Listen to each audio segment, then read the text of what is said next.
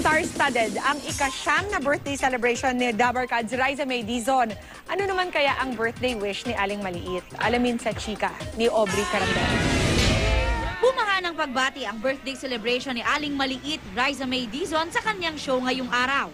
Bukod sa Dabarkads, dumalaw rin sa The Riza May Show ang Semerad twins na sina Anthony at David.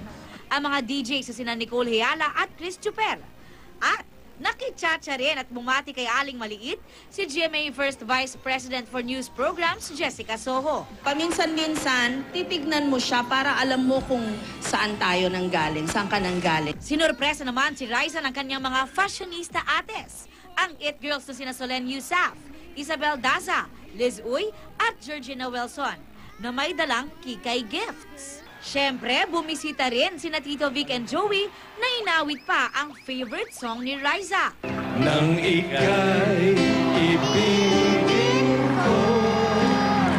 Ang kanya raw wish sa kanyang 9th birthday. Sana po marami pa pong blessings na dumating. Tsaka po, sana rin po tumagal pa yung Riza May Show.